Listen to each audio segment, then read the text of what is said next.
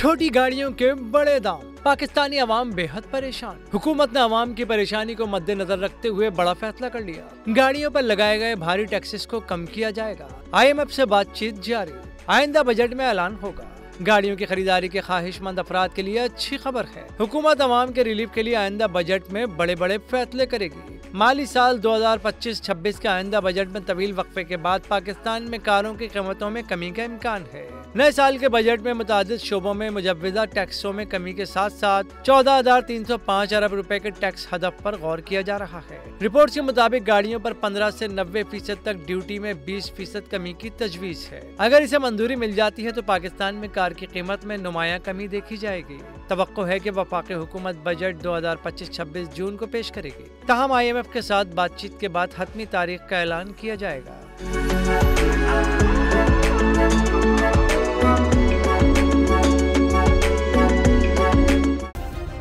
Subscribe करें और bell दबाएं ताकि कोई खबर रह न जाए।